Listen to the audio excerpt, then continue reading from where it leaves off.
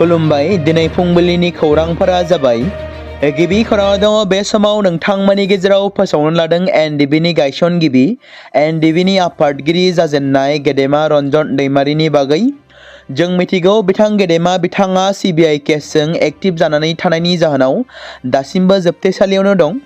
दुखुनांथाव बाथ्रा दि बिथां गेदेमाखौ बर'नि गोबां बिबानाव थानाय राजखान्थिगिरिफोर आरो दैदेनगिरिफ्रा जेलनिफ्राय उदां खालामनांगौनि बाथ्रा बुंनायखौ नुनो मोनाखै।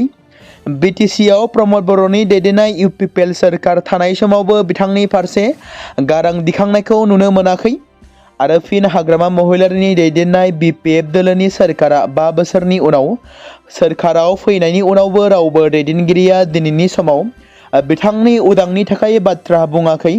नाथाय मानो? थारैनो बिथां गेदेमाखौ जोंनि राजखान्थिगिरिफ्रा उदां अख्राङाव लाबोनो साना नामा? रायजो राजा नोंथांमोन, दिनैनि समाव जों बयबो बिथां गेदेमा रन्जन दैमारिनि उदांनि थाखाय गारां दिखांनांगोन, सोरखारनि खोमासेराव बाथ्रा बुंनांगोन। नाथाय आथिखालाव बिथां गेदेमानि बागै बाथ्रा बुंनायखौ गोबां खम नुनो मोनदोंसै। बे बाथ्राखौ मख'नो गोनांदि रन्जन दैमारिनि माखासे बेल हियारिंआ थांनाय 3 आरो 4 बोसोर सिगांनिफ्रायनो जादोंब्लाबो मोजां फिथाइ थायाखै आरो बिथां गेदेमाया उदां अख्राङाव फैनो हायाखै। नाथाय माब्ला बिथाङा जोंनि गेजेराव उदां जानानै फैगोन? बिथांनि 2025 जोबनाय समहालागै मोनसे हियारिं दंमोन, जेराव बे हियारिंआ 2025 मायथाइ जोबनाय समसिमहालागै जागोन होननानै मिथि मोनदोंमोन। नाथाय माब्ला जागोन? आसा खालामो थाबैनो बिथांनि बेल हियारिंआ जागोन आरो बिथांनि केसआ बोखारजागोन आरो जाखिनि बारग' एनडिबिफ्रा दासिमबो जोबथेसालियावनो दं थामहिनबा बिथांमोननि केसआ थाबैनो बोखारजागोन आरो रन्जन दैमारिजों लोगोसे थाबैनो जोंनि गेजेराव उदां जानानै फैनो हायो, बेखौनो आसा खालामनाय थाबाय। बे बाथ्राखौ मख'नो गोनांबावदि थांनाय 2020 मायथाइनि 27 जानुवारि खालाराव बर'नि 3थि गोरोबथा, जाय गोरोबथाया एबसु, एक्स एनडिबि, इउबिपिअ आरो भारत सोरखार आरो आसाम सोरखार जथायै बिटिआर गोरोबथा जानानै थांदोंमोन आरो जाय गोरोबथायाव एबसुनि दैदेनगिरि, इउबिपिअनि दैदेनगिरिफोरजों लोगोसे एनडिबिनि गायसनगिरि रन्जन दैमारि बिथाङाबो गावनि बेसेनगोसा सागानखौ होदोंमोन। गोबां समफोरावनो सोंथि नुजादोंमोन, बिटिआरनि सागानगिरि जानानै मोनसे एकर्डनि बेसेनगोसा सागानगिरिया बोरै जोबथेसालियाव थानो मोननांखो? दिनैनि समाव मोनसेबो एकर्ड गैया। जायफोरा सागान खालामदों बिथांमोना बेबायदि जोबथेसालियाव थानांनाय। नाथाय बिथां गेदेमाया मानो जेलाव थानांखो? बेराफारसेथिं बिटिआर दफानि गेजेरजों एक्स एनडिबिफोरनि जेंना, जोबथेसालियाव थानांनाय गासैबो बारग' एनडिबिफोरनि सोद्रोमाफ्रा जोबथेसालिनिफ्राय उदां जानायनि दफाया बिटिआर एकर्डआव दंमोन। नाथाय माखासे बारग' एनडिबिफोराल' प्रमद बर' दैदेननाय सोरखार खुंथाय समाव उदां जानो हादोंमोन। बेनि अनगायै दासिम माखासे बारग' एनडिबिफ्रा जोबथेसालियावनो दं। 2025 बिटिसि बिसायख'थि जोबनायनि उनाव बिटिसिआव हाग्रामा महिलारिया सोरखारखौ दायो। दा बे समाव गेदेमा रन्जन दैमारिखौ बिटिसिआव सोरखाराव फैनाय मानगोनां हाग्रामा महिलारिनि सोरखार खुंथाय समाव जोबथेसालिनिफ्राय उदां खालामनो हागोन ना? बेयो मोनसे गेदेर सोंलु जानानै फैदों। दिनैनि समाव सोरखारनि फारसे सोर खुगा बेखेवगोन? गेदेमा रन्जन दैमारिनि उदां खालामनांगौनि थाखाय थारैनो जों गेदेमा बिथांखौ उदां खालामनो थाखाय खौसेयै ओंखारबोनांगोन, खुंथाय सोरखारनि हेंथायै बाथ्रा बुंनांगोन। बे बाथ्राखौ मख'नो गोनांबावदि बिटिसिआव 5 बोसोर सोरखाराव गैयै समाव हाग्रामा महिलारि बिथाङा जों सोरखाराव फैयोब्लानो रन्जन दैमारिखौ उदां खालामगोन होनना बाथ्रा बुंदोंमोन। नाथाय सोरखाराव फैनायनि उनाव बिथां हाग्रामा महिलारिया रन्जन दैमारिनि फारसे जेबो बाथ्रा बुंनायखौ नुनो मोनाखै। आसा खालामो बे बोसोरनि जोबनाय समावनो थाबैनो जेलनिफ्राय उदां जायो, बेखौनो आसा खालामनाय थाबावबाय। हादोरसा आइजो आय'गनि मासिगिरिनि बिबानखौ नाजावनायनि उनाव बारग' एमएलए आरो फावखुंग्रि अंगुरलता देखा बिथाङा आइजोफोरनि रैखाथि आरो न्यायनि राहानि थाखाय आइजो आय'गखौ गोदान गोख्रैथि होनो थाखाय हाबाफारि लादों। हादोरसानि मोनफ्रोमबो खना खनला आरो आइजोफोरनि गेजेराव आइजो आय'गनि सोमोन्दै सांग्रांथि लाबोनायनि थांखिजों हादोरसा आइजो आय'गआ गिबि खेबनि थाखाय सांग्रांथि बाइक रेलि खुंदों। गुवाहाटीनि सरुसजाई स्टेडियामनिफ्राय जागायनानै बे बाइक रेलिया सनिबारखालि जरहाटआव जोबनानै थाङो। बे हान्जा सुरनायाव मरिगाव, नगाव, गलाघाट जिल्लाफोरखौ लाफादोंमोन। अंगुरलता देखाजों लोगोसे गावनो अंगुरलता देकारनि दैदेननायाव जानाय बाइक रेलियाव बाहागो लानाय बाइक सालायगिरिफोरखौ जरहाट जिल्ला खुंथाया बरायो आरो मान बावो। जरहाटआव अंगुरलता डेकाया जरहाट जिल्ला खुंथाय आरो पुलिस खुंथायजों लोगोसे आइजोफोरजों सोमोन्दो थानाय गासै आयदानि सायाव सावरायनो थाखाय मोनसे मेलाव बाहागो लादोंमोन। बे बाइक रेलियाव बाहागो लानाय हादोरसा आइजो कमिसननि मासिगिरि अंगुरलता डेका बिथाङा बुङो दि गुवाहाटीनि सरुसजाई स्टेडियामनिफ्राय जागायनाय बाइक रेलिया दिनै जरहाटआव जोबनानै थाङो। मरिगाव, नगाव आरो गलाघाटखौ लाफानानै जों मावफुंनो थांखि लानाय हाबाफारिखौ मावफुंबाय होनना बिथाङा बुङो। गिबि खोन्दोनि जोबथा सान आरो दिनै जों जरहाटआव दं आरो जोंनि दावबायनाया आइजोफोरनि रैखाथिखौ थि खालामनो थाखाय मोनसे दावबायनाय जानानै दं। साफ्रोमबो आइजोजों लोगोसे आइजोफोरा गाज्रि आखु दिन्थिनाय एबा नाख्रेब जानांदों। बिथांमोना थाबैनो खैफोदाव गोग्लैब्ला बबेयाव लिंहरनांगौ आरो माबायदि हेफाजाब मोननो हागोन, हादोरसायारि मिरु सोरखारजों होनाय संबिजिदारि सुबिदाफोरखौ माबोरै मोननो हागोन आरो आइजो आयगनि सोमोन्दै सांग्रां जानांगोन, बेफोरनि सोमोन्दै आइजोफोरखौ मिथिहोनाया बे बाइक रेलिनि गुबै थांखि। जोबनायाव अंगुरलता डेका बिथाङा बुंबावनाय बादिब्ला सिगांनिफ्रायनो आइजोफोरनि रैखाथिखौ नोजोर होनानै खुंथायजों सावरायगासिनो दं। आइजोफोरनि थाखाय टल फ्रि नाम्बार 181 खौ बेखेवबाय। बिसोर बेयाव गासैबो रिपर्टखौ खालामनो हागोन। आंनि बाइकार हानजायाव 60 आइजोफोर आरो 6 हौवासाफोर दंमोन होनना अंगुरलता बिथाङा बुंदों। बाक्सा जिल्ला बरमानि राज फोरबो एबा फुजायाव जुवानि आड्डा सोलिदों। बिटिसि ओनसोलनि दाब दाब जायगानि फुजा मेलाफोरावनो जौ जुवानि आड्डा सोलिनायखौ नुनो मोनदोंसै। जौ जुवानि आड्डाजों बड'लेण्ड हालामनि थासारिखौ गाज्रि लामाजों थांनायखौ नुनो मोनदों।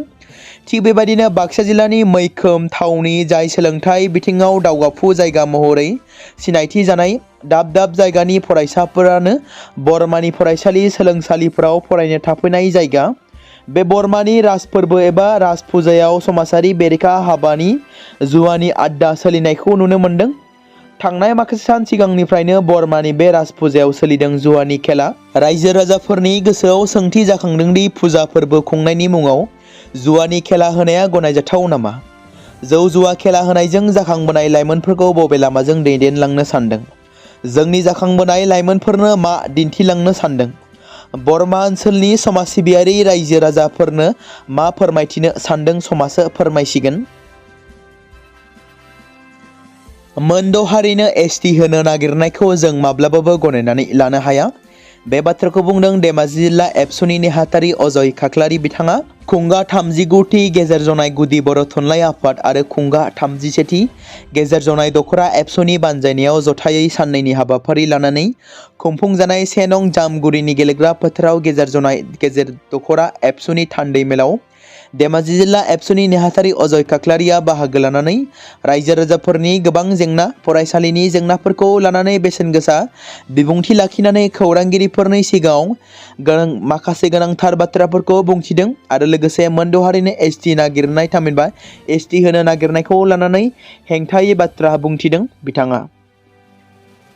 पान्जाबनि कपुरथलानि 52 बोसोर बैसोनि सिख आइजो सुरभजित कौरा गुरु नानक देवनि जोनोम सान फालिनायनि थाखाय पाकिस्तानाव दावबायनाय समाव गोमानानै थानायनि उनाव इस्लाम धोरोमखौ बोजबना लादोंमोन आरो शेखुपरानि पाकिस्तानी नोगोरारि नासिर हुसैनजों जुलि जादोंमोन। उर्दुआव मोननो हानाय बिथांनि निकाहनामानि मोनसे बुंनाय लिरस्लाय बिथांनि इस्लाम धोरोमाव सोलायनाय नूर मुं बोजबना लानाय आरो हुसैनजों जुलि जानायखौ रोखा खालामदोंमोन। बे जाथाया सोराङाव फैदोंमोन जेब्ला कौरा 4 नभेम्बर खालि पाकिस्तान हादोराव हाबफैनाय 1931 सिख गोथार थावनि दावबायारिफोरनि हानजाखौ लानानै फैफिननो हायाखैमोन। पाकिस्तानी बिबानगिरिफ्रा भारतनि बिबानगिरिफोरनो फोरमायहरदोंमोन दि बियो एक्जिट क्लियारेन्सनि थाखाय रिपर्ट खालामाखै। भारतनि मावख'गिरिफ्रा दा बिथांनि गोमानाय आरो धोरोम सालायहोनो हाथाव जाथायनि सायाव नायबिजिरगासिनो दं। कौर आरो बिथांनि नखरनि सोमोन्दै बिथांनि जोनोम गामियाव थानाय गुवारै मिथिनो थाखाय खामानि मावगासिनो दं होनना सुलुङाव फोरमायदों। 14 नं चिरांदुवार ब्लक इउपिपिएलनि बिबानगिरिफोरखौ सोलाय-सोल' खालामबाय। आफादगिरि महरै प्रनय बसुमतारी आरो गाहाय नेहाथारि महरै मितुन्जय बरगयारी बिथांमोना बिबानखौ मोनो। चिरां जिल्लानि 14 नं चिरांदुवार बिटिसि बियाबनि ब्लक कमिटि बिबानगिरिफोरखौ मैया सोलाय-सोल' खालामबाय।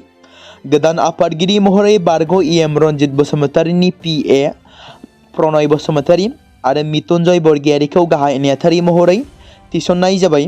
सान्तिपुराव थानाय सुजित नार्जारि सावराय जथुम नब्लाङाव खुंनाय मोनसे मेलनि गेजेरजों मैया गोदान बिबानगिरिफोरखौ सायख'नाय जायो आरो बे हाबाफारियावनो बाहागो लायो UPPL दोलोनि गाहाय नेहाथारि राजुकुमार नार्जारि, बारग' MCLA माधव चन्द्र छेत्री आरो गुबुन गुबुन बिबानगिरिफ्राबो बाहागो लादोंमोन।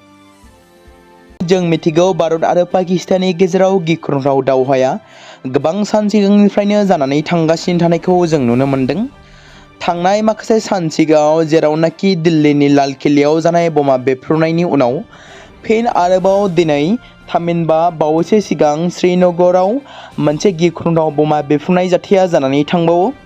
जों मिथिगौ भारत आरो पाकिस्ताननि गेजेराव दावहा जाबाय थादोंमोन, जेराव थांनाय पहलगाम उदखारि गाग्लोबनायनि उनावबो भारत आरो पाकिस्ताननि गेजेराव उदखारि गाग्लोबनायनि उननिफ्रायनो गिख्रंथाव दावहा जानानै थांदोंमोन। बेबायदिनो पाकिस्ताननि उदखारिफ्रा भारतआव गोबां खेब गाग्लोबबाय थानायखौ जों मिथिनो मोनो एबा सुलुंनिफ्राय मिथिनो मोनबाय थायो। बेबायदिनो शुक्रबारनि हर गेजेराव एबा मैया श्रीनगरनि नौगाम पुलिस थानाखौ सोमावग्लुंनानै मोनसे गिदिर बेरफ्रुनाय जाथायाव 9 सुबुंनि जिउ खहा जादों आरो 30निबो बांसिन सुबुंफ्रा जोखोम जादों होनना खौरां मोन्दों, जेराव बांसिनानो पुलिस अफिसार आरो फरेन्सिक हान्जानि सोद्रोमाफ्रा जिउ गोमादों। थारैनो फैबाय थानाय समाव भारत आरो पाकिस्ताननि गेजेराव गिख्रंथाव दावहाया जानो थांबावगासिनो दं नामा? श्रीनगरनि नौगाम पुलिस थानायाव जानाय गिख्रंथाव बेफ्रुनाया बै समाव जादोंमोन जेब्ला माखासे पुलिसनि बिबानगिरिफ्रा उदखारिफोरनि केसाव जब्द खालामनाय बेफ्रुग्रा मुवाफोरखौ पुलिस थानायाव दोनथुमनाय जादोंमोन। हारियानानि फरिदाबादाव गंसे भारानि न'निफ्राय बोखांनो हानाय 360 किल'ग्राम केमिकेल बेफ्रुग्रा मुवाफोरखौ पुलिस थानायाव दोनथुमनाय जादोंमोन, जायनि जाहोनावनो बेफ्रुदोंमोन होनना सुलुङाव फोरमायदों, जेराव बेफ्रुनायनि जाहोनाव बिल्डिंआ गोबां खहा जादोंमोन आरो हरनि थासारिया गोबां गिख्रंथाव महर लादोंमोन।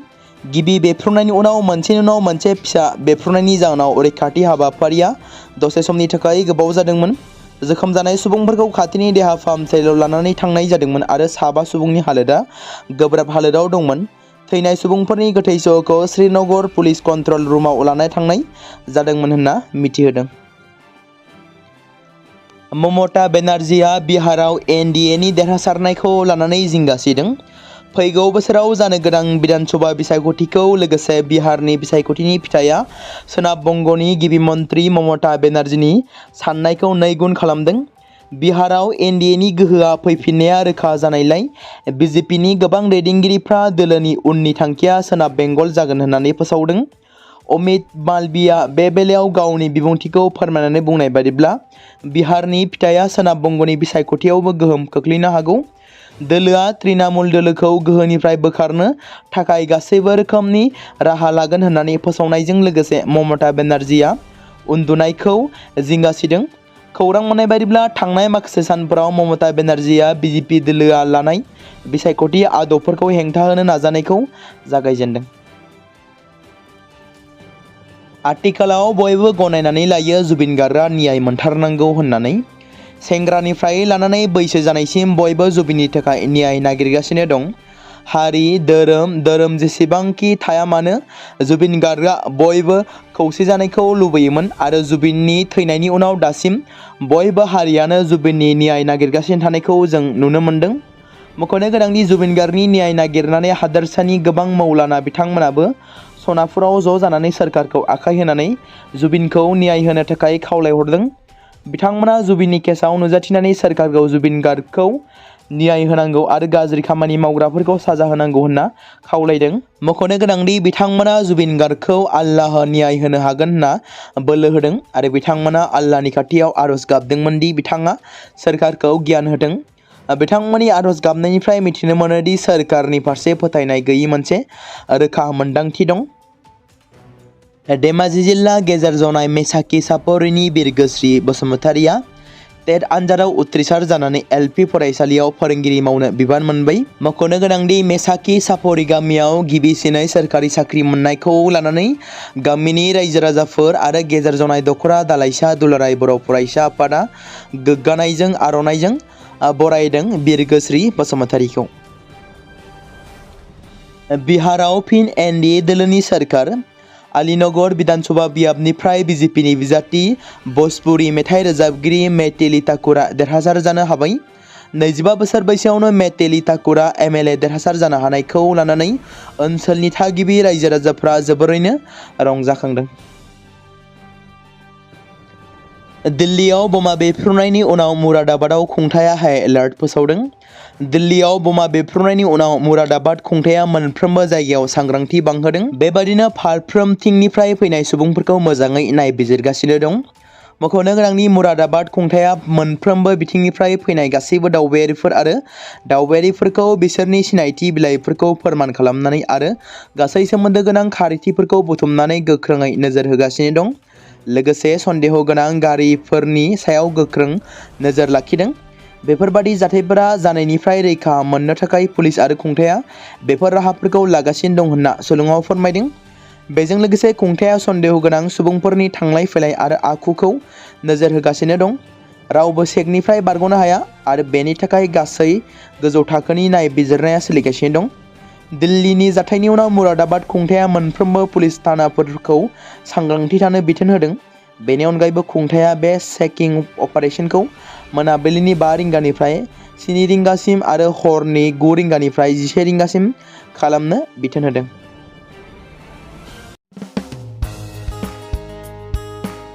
बे समाव मोनसे गोनां फोसावथाय बर' सावथुन नायनानै मोजां मोनग्रा गासै बर' रायजो राजाफोरनि गेजेराव लानानै फैदों मोनसे बर'नि OTT प्लेटफर्म गोनां जाय प्लेटफर्मनि गेजेरजों नोंथांमोना बर'नि गोजाम सावथुनफोरखौ नुनो मोनगोन। थांनाय माखासे बोसोर सिगां बर'नि गेजेराव लानानै फैनाय निउबो एप बायदिनो फिन आरोबाव लानानै फैदों बर' रायजो राजाफोरनि थाखाय। बे बाथ्राखौ मख'नाया गोनांदि 2025 मायथाइनि जानुवारि दानाव ओंखारनाय आंगो स्ट्रीम मुंनि मोनसे OTT प्लेटफर्म गोनां निउबो एपनि गेजेरजों नोंथांमोना गोबांथार बर'नि सावथुनफोर जेरै ट्रेजेडी, रमान्टिक, एक्शन आरो कमेडीजों बुंफबनाय सावथुनफोरखौ नुनो मोनगोन। जेरै सनानि नखर, थांखि गैयै समाज, अनसुला आफा, हिर', बिमा बायदि बाजै, अर, थैसाम, वान्टेड, संदान आरो रं नाम्बार बायदि सावथुनफोरा मख'जाथाव। बेफोर सावथुनफोरखौ नायनो थाखाय नोंथांमोना गिबियावनो आंगो स्ट्रीम एपखौ गावनि मबाइलाव थानाय प्ले स्ट'रनिफ्राय डाउनल'ड खालामनानै लोगोसे इनस्टल खालामनानै गावनि मबाइल नाम्बारजों लगइन खालामनानै लाग्रोनांगोन। बेनि उनाव नोंथांमोना गोबांथार नुनो मोनै सावथुनफोरखौ गुगोल पे, फन पे आरो पेटिएमजों रं नाम्बार सावथुनखौ नायनो थाखाय 60 रां आरो संदान सावथुनखौ नायनो थाखाय 80 रां, वान्टेड सावथुनखौ नायनो थाखाय 60 रां, थैसाम सावथुनखौ नायनो थाखाय 60 रां बेबायदिनो गोबांथार नुनो मोनै सावथुनफोरखौ नायनो थाखाय सुबिदा खालामनानै होदों आंगो स्ट्रीम प्लेटफर्मा। फिन नोंथांमोननि गेजेराव फोरमायबावनो लादों बर' सावथुन नायनानै मोजां मोनग्रा गासै बर' रायजो राजाफोरनि गेजेराव लानानै फैदों मोनसे बर'नि OTT प्लेटफर्म गोनां जाय प्लेटफर्मनि गेजेरजों नोंथांमोना बर'नि नुनो मोनै सावथुनफोर जेराव गोजाम सावथुनफोरखौ नुनो मोनगोन। बे बाथ्राखौ मख'नाया गोनांदि 2025 मायथाइनि जानुवारि दानाव दिहुनजानाय आंगो स्ट्रीम मुंनि मोनसे OTT प्लेटफर्म गोनां एपनि गेजेरजों नोंथांमोना गोबांथार बर'नि ट्रेजेडी, रमान्टिक, एक्शन आरो कमेडीजों बुंफबनाय सावथुनफोरखौ नुनो मोनगोन। जेरै रं नाम्बार, संदान, वान्टेड, थैसाम, अर, बिमा बायदि बाजै, हिर', अनसुला आफा, थांखि गैयै समाज, सनानि नखर बायदि बायदि सावथुनफ्रा मख'जाथाव। बेफोर सावथुनफोरखौ नायनो थाखाय नोंथांमोना गिबियावनो आंगो स्ट्रीम एपखौ गावनि मबाइलाव थाखानाय प्ले स्ट'रनिफ्राय इनस्टल खालामनानै गावनि मबाइल नाम्बारजों लगइन खालामखांनायनि उनाव नोंथांमोना गोबांथार नुनो मोनै सावथुनफोरखौ गुगोल पे, फन पे आरो पेटिएमजों रं नाम्बार सावथुनखौ नायनो थाखाय 60 रां, संदान सावथुनखौ नायनो थाखाय 80 रां, वान्टेड सावथुनखौ नायनो थाखाय 60 रां, थैसाम सावथुनखौ नायनो थाखाय 60 रां बेफोरबायदिनो अर सावथुनखौ नायनो थाखाय 60 रां पे खालामनांगोन। बेबायदिनो गोबांथार नुनो मोनै बर' सावथुनफोरखौ नायनो थाखाय सुबिदा खालामनानै होदों आंगो स्ट्रीम प्लेटफर्मा।